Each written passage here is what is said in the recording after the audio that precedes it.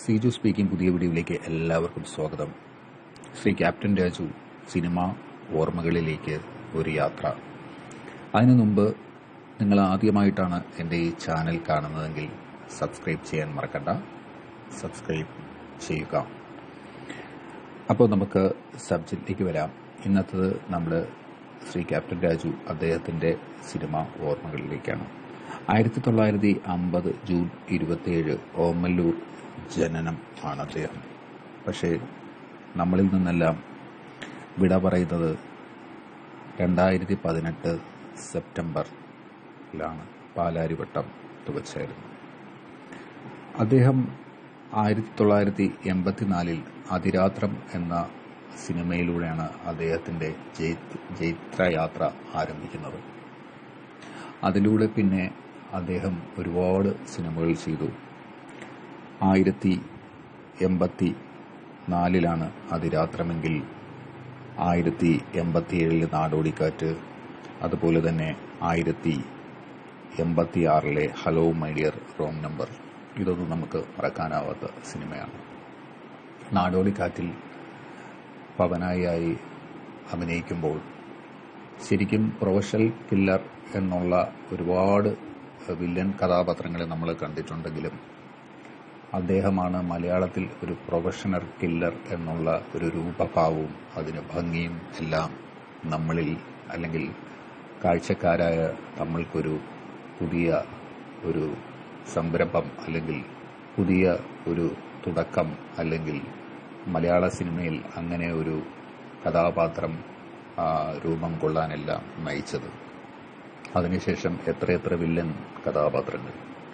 സാമ്രാജ്യം സിനിമയിലെ കൃഷ്ണദാസ് 1990. പിന്നെ നമുക്ക് അദ്ദേഹം വില്ലനായാൽ പേടി സ്വപ്നമാവും, പിന്നെ അദ്ദേഹം വന്നാൽ ചിരിക്കും. അങ്ങനെ എന്തെല്ലാം കഥാപാത്രങ്ങൾ അദ്ദേഹം നമുക്ക് വേണ്ടി നൽകിയിട്ടുണ്ട്. ശരിക്കും പറഞ്ഞാൽ നമുക്ക് ഒരു തീരാ നഷ്ടമാണ് അദ്ദേഹം. അദ്ദേഹത്തിനെ പോലെ ഇനി ഒരാളില്ല എന്ന് പറയുന്നതിൽ നമുക്ക് ഒരു മാറ്റവും അതിന് നമുക്ക് പറയാൻ പറ്റില്ല. കാരണം ശരിക്കും തൻ്റേതായ ഒരു ശൈലി രൂപപ്പെടുത്തി വില്ലനിലൂടെ വന്ന് നമ്മളെ ചിരിപ്പിക്കുകയും അദ്ദേഹം സ്വന്തമായി ഒരു സംവിധായകനായി മാറുകയും ചെയ്തു. ഇതാ ഒരു സ്നേഹഗാഥ എന്നുള്ള സിനിമ 1997 സംവിധാനം ചെയ്തു.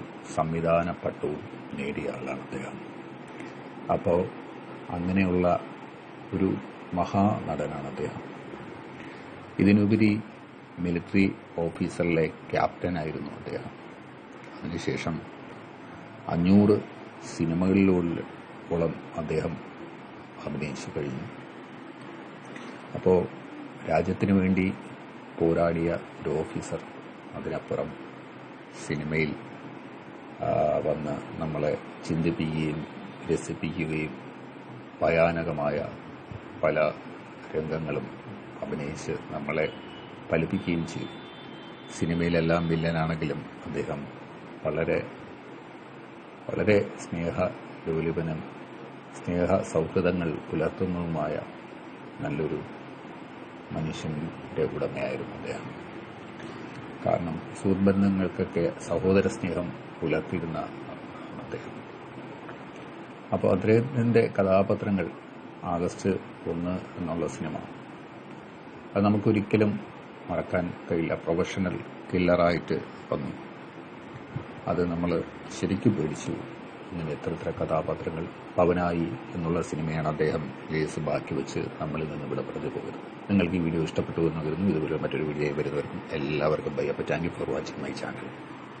മറക്കാൻ കഴിയില്ല. പ്രൊഫഷണൽ കില്ലറായിട്ട് വന്നു. അത് നമ്മൾ ശരിക്കും പേടിച്ചു. ഇങ്ങനെ എത്ര കഥാപാത്രങ്ങൾ. പവനായി എന്നുള്ള സിനിമ